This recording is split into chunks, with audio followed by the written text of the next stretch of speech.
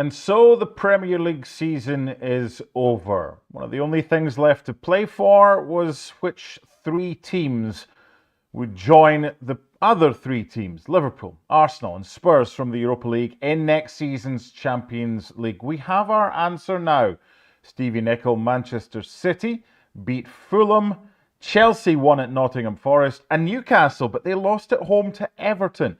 But they had Manchester United to thank for getting them into the Champions League because they beat Aston Villa. I wasn't quite sure where to start with this one, certainly at half-time, but now I know. There was an error by a referee by the name of Tom Bramall when it was goalless at Old Trafford. And the goalkeeper, by India for Manchester United, was adjudged to have had possession of the ball. It was kicked out of his arms by Morgan Rogers, who then put the ball in the back of the net. Let's give that some context, Stevie. The ball was not in the control of the goalkeeper. It wasn't kicked out of his hands by Morgan Rogers. And the only reason that the goal wasn't allowed was because VAR couldn't get involved because the referee blew his whistle. Is that the headline in the papers tomorrow, that Aston Villa were denied all that Champions League millions by a refereeing error? Or would you go with another headline? Well, I think if you're from Birmingham, you're going to go with that. I mean, there's no question the referee has made a calamitous error. Now, the referee absolutely has that VAR to fall back on to make sure, and particularly in times when it has to be correct. And so the fact that he's jumped on it, I guess, shows a little bit of it. Well, shows a huge bit of inexperience. And certainly it's not a mistake I'm assuming he won't make again. Because I'm with you. I don't think there's any way Bayendier had the ball under control. And the goal should have been given. So he has messed up big time. Aston Villa will say that this has cost them. But the truth is, if you want to look at the big picture, this was supposed to be a cup final for Aston Villa. And they didn't turn up. And the performance didn't deserve anything other than the defeat. So, yeah. If you want to play one side of it, you can cry about it.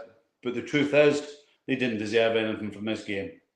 Yeah, they were poor today. And goalkeeper Emi Martinez, might be his last game for Villa, was sent off. Yes, it's the correct decision there.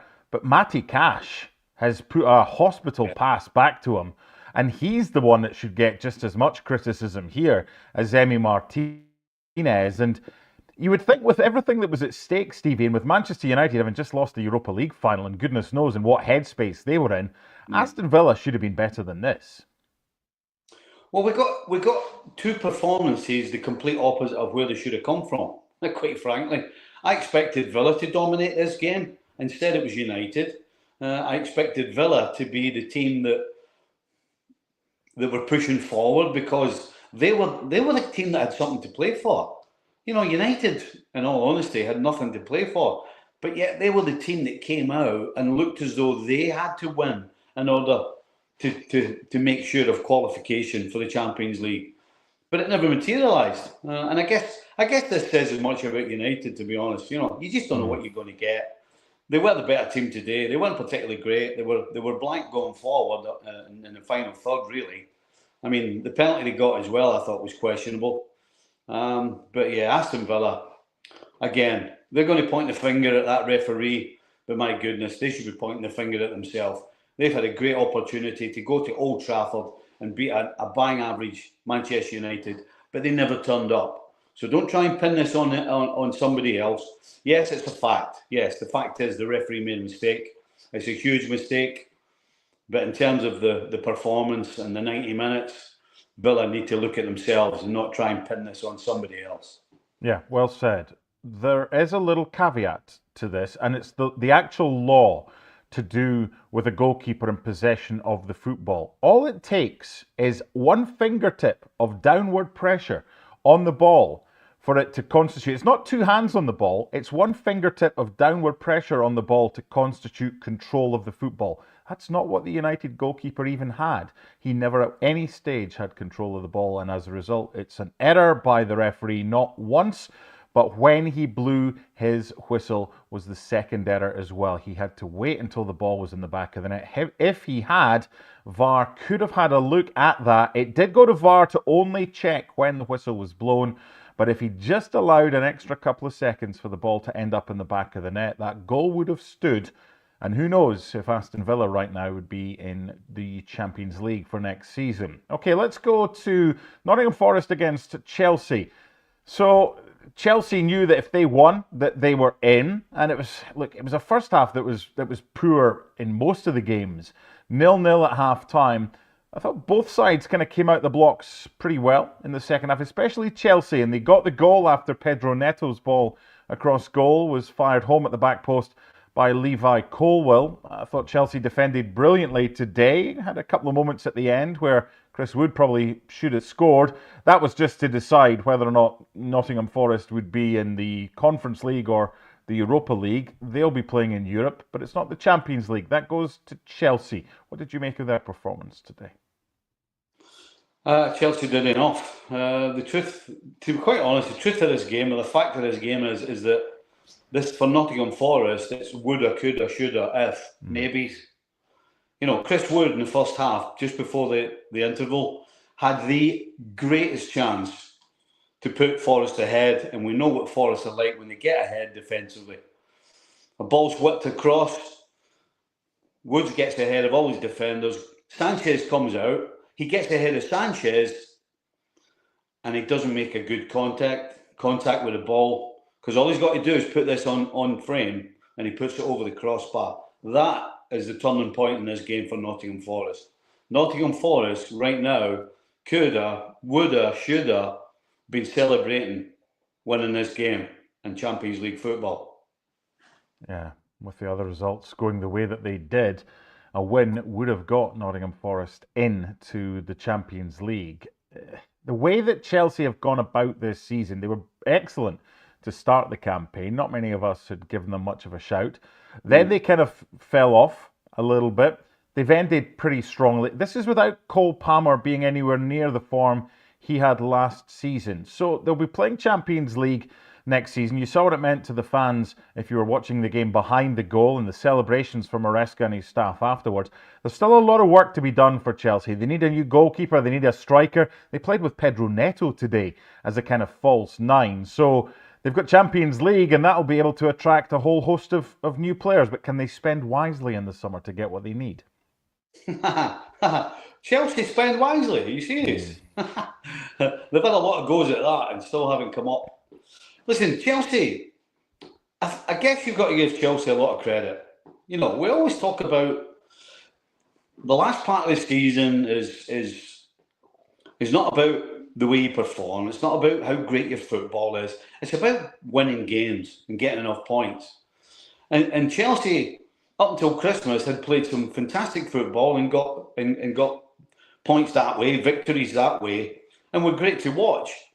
And then they fell off the horse.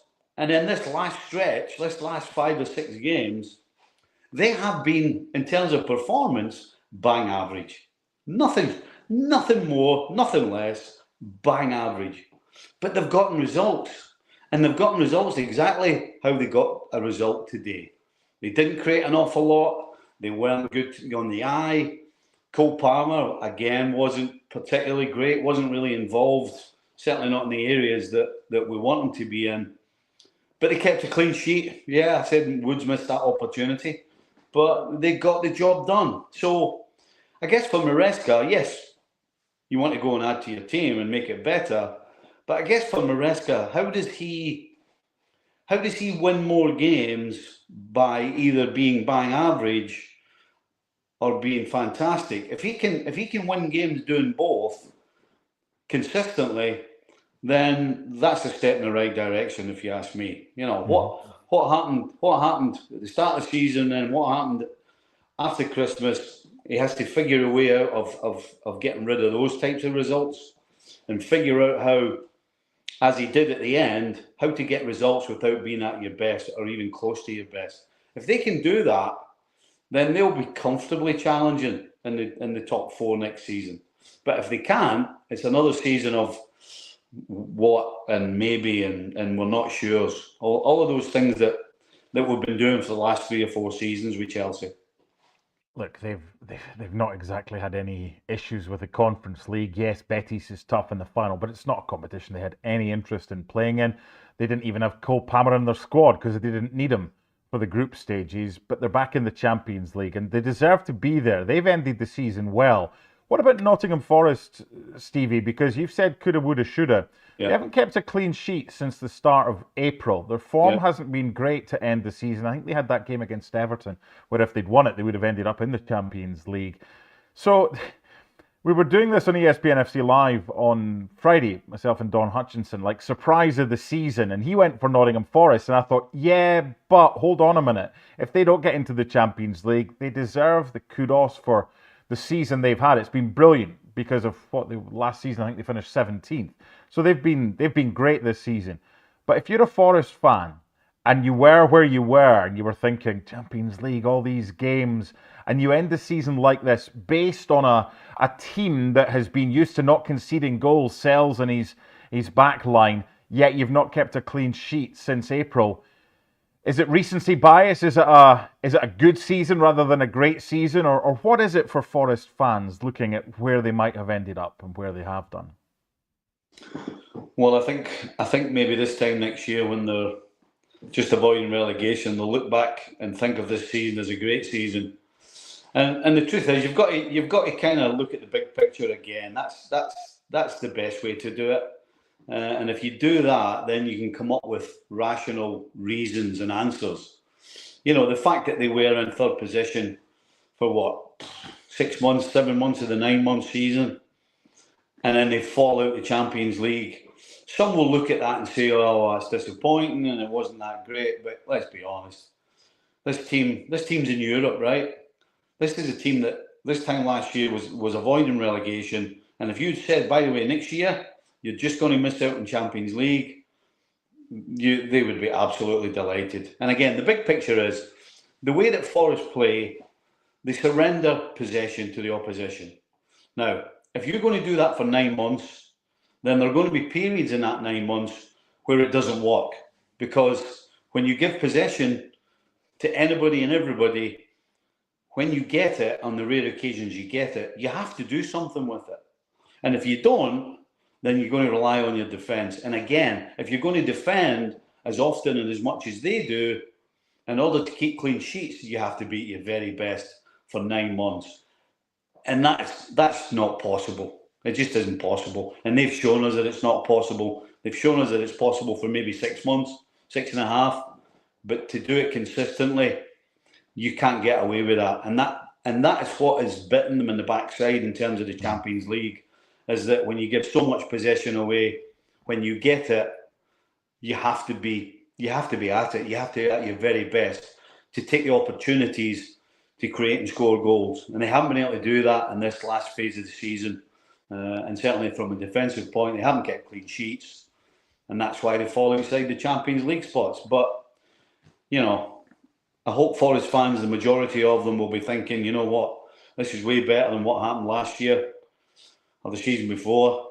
And let's try and build on it. It's just great to see them back in Europe. I think the Olympiastadion in Munich was the last time they qualified for a European competition. That's when they played in Europe. But it's weird the way football works. If they'd started the season like they ended it, but then hit form and kind of had that momentum going and then got European football late on, it's a totally different feeling, but it's what they might have had. But they'll be playing in European football next season, albeit not the competition they wanted. But Chelsea get into the Champions League. Now, the other team that get into the Champions League by finishing 5th, it was the only kind of twist in this one. Newcastle lost at home to Everton, who had very little to play for. And up until Manchester United went ahead at Old Trafford, Newcastle were out of the top 5. But with Villa not able to get the point they needed in Manchester, Newcastle went back into the top 5 despite losing. This was a strange game because for all that Newcastle have had a brilliant season winning the League Cup, they did look nervy in this one. Whether it was the 3 at the back that Eddie Howe's gone to of late, which he subsequently switched to a 4, whether it was Isak not being fully fit, whether it was Anthony Gordon not doing much in the first half. What did you make of Newcastle's performance in this game? And they don't care how they got there. Are they slightly fortunate to lose a game and still get into the Champions League? Wow, are they fortunate? they're fortunate that they lose at home and Villa get beaten by Man United. They're fortunate, particularly when you consider the Rodgers opportunity. But at the end of the day, I think overall, again, big picture, they deserve to be in the Champions League. Today was a huge surprise for everybody. I mean, the result, the performance. But then the opposition haven't been giving anything away pretty much since Moyes appeared back at Goodison. So in a lot of ways, it shouldn't be such a shock that they didn't win. But considering the importance of the game, considering that Everton didn't really have much to play for, and considering what Newcastle had to play for, the whole day was strange. I mean, even at the end, they were celebrating, but there was a little. It wasn't quite overflowing, and there was something missing because they realised how lucky they got. But they got lucky, and at the end of the day, hey, you better be lucky than good sometimes, and there's no question that today Newcastle were lucky and certainly weren't good. Is it just nerves, Stevie? Because that Chelsea game, they beat them 2-0. The place was rocking. The team fed off the fans. Today, that atmosphere wasn't quite the same as the Chelsea game, and it kind of affected the players a little bit. To be honest, I think Newcastle fans didn't give Everton the respect that they deserved. I think Newcastle fans thought everyone were coming here to get ready for the holidays, and that's just not what happened. Everton came here to not lose the game first and foremost, and then to try and win it, and they did both. So I think the fans should have been a little bit more concerned about Everton, and instead I think they thought it was going to be a 3 or 4-0 when they turned up, and then of course you start hearing what's going over at Old Trafford, and then you lose a goal. All of a sudden you realise that, oh my goodness, this whole day's falling apart. So yeah, listen, we all expected Newcastle to win, but I think we should all have respected Everton a little bit more, and certainly a team under Moyes that never gives anything away, regardless whether there's anything in it for them or not. Here's the bottom line. The 5 teams that have won the most games in the Premier League this season are the top 5. Now, the table doesn't lie. It's not about one refereeing error. It's not about one dodgy penalty. It's not about one chance that was missed when it should have been scored. It's 38 games that take place. Are the best 5 teams in the Premier League going to be playing in the Champions League next season? Through their league form, of course, Spurs getting in through the Europa League.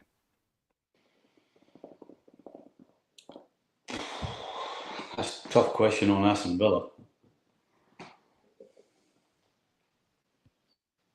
I honestly don't believe that. I don't believe that Newcastle or Chelsea. I couldn't sit here and turn around and say that Newcastle and Chelsea are better than Aston Villa. I couldn't in all conscience do that. So I'm glad that the 5 teams that went through are the teams that won the most games. I think I like that. I think that's good. But in terms of who's better than who, I don't think you can say that Chelsea and Newcastle are better than Aston Villa. It's close. It's close. And I was just looking at the head-to-head, certainly with Villa and Newcastle. Villa beat Newcastle 4-1 at home, but Newcastle beat Villa 3-0 at St James's Park. So it's close. And it's one swing one way or one swing the other way. Bottom line is that it'll be frustrating today, especially for Aston Villa. Not just a refereeing error, but they didn't show up, as you quite rightly said, and they'll know if they'd gone there and done what they had to do and get a win, even a point would have been enough. They would have been playing Champions League football next season. So those are our 6 teams, Spurs plus the 5 from the league. Of course, Liverpool doing well this season, certainly better than a lot of people thought. Finishing up with Crystal Palace, the headline, I suppose, is all about the guard of honour at the start. One gives one to one and one gives one to the other. Let's talk about... What? What are you saying? Nice touch. It was a lovely touch. It was fine. But let's talk Lovely. about Liverpool's season as a whole. Um, they have been comfortable winners. They have been by far and away the best team. As a former Liverpool player, what's the biggest surprise for you this season about the way that Liverpool have won this title? Well, the biggest surprise is how early they won it. I mean, let's be honest. The way they played it all the way up until the horror show with PSG in the Champions League. Um, they were by far the best side in England, and certainly, arguably, by far the best side in Europe or anywhere else. You know, they run out of steam, and again, that's a good learning curve for Slot. But it's a learning curve for Slot whilst you've got the Premier League title in your pocket. I mean, how we're talking about Arteta and Arsenal, talking about learning curves. But if you can be learning while you're winning, that's the best way to do it. That's for sure. So yeah, I think the biggest surprise is how early and how quickly they won it. In terms of the way they played, it's a surprise that the style changed so smoothly in such a short space of time from the Klopp rock and roll, 90 miles an hour from the first minute to the last minute, squeezing the life out of teams from the get-go to a more disciplined approach of when to turn up the volume, when to turn the volume down, when to calm things down, when to sit back, when to push forward. There was such a smooth change in the way they played in such a short space of time that had to surprise everybody. And of course, on top of that, the biggest surprise of all, Gravenberg. Yeah, sent off today, but he won't care. He was outstanding, named the Young Player of the Year.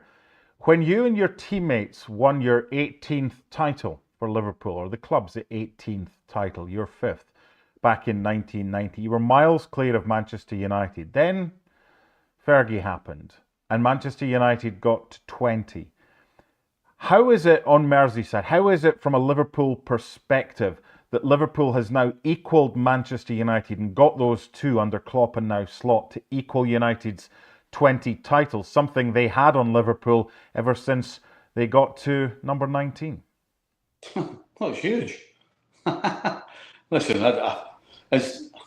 I'm not sure there's a bigger or more bitter rivalry in English football than Liverpool and Man United. So the fact that Liverpool have now equalled the 20 is absolutely enormous.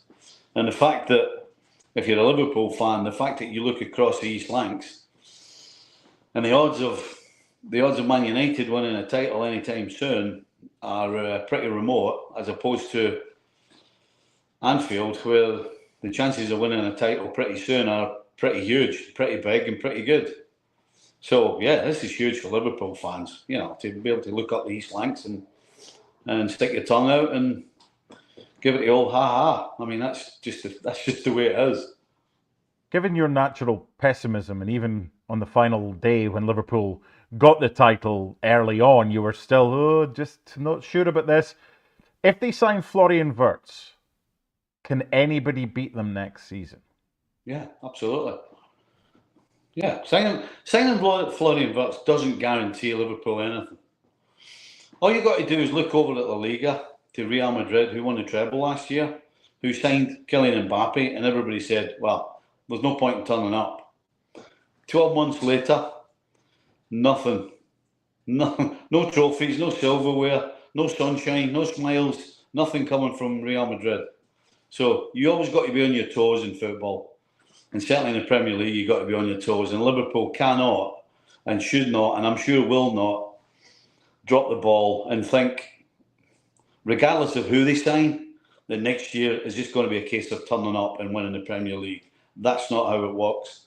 And I'm sure Arne Slot knows that. And everybody in Liverpool should be aware that it's going to take as much concentration, hard work and dedication next year as much as it did last year. Couple more for you before we end on this final Sunday. We know in the bottom three and the three that came up are the three that have gone down, but the team that finished just above them was Tottenham Hotspur. They lost 4-1 at home to Brighton today, but they've got the Europa League and they'll be playing in the Champions League next season.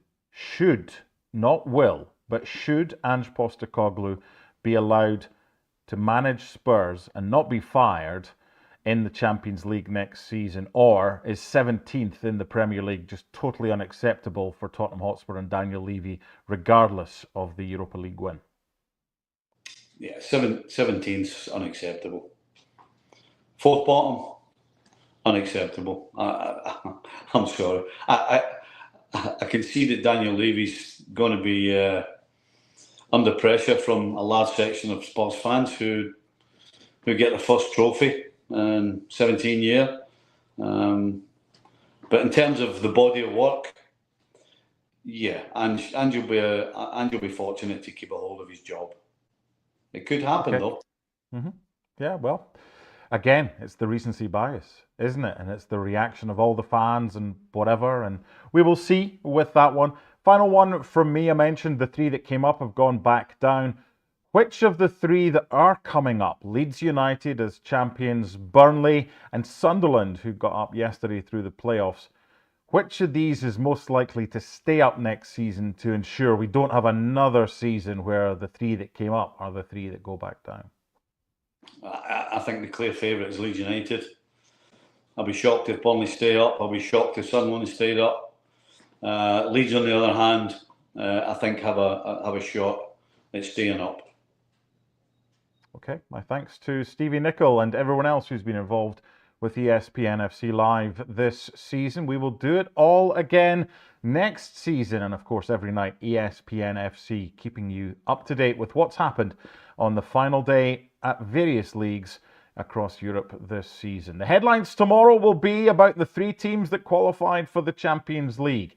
For Newcastle, they did so with defeat at home to Everton, with a little help from a referee in Manchester by the name of Tom Bramall. Bye for now.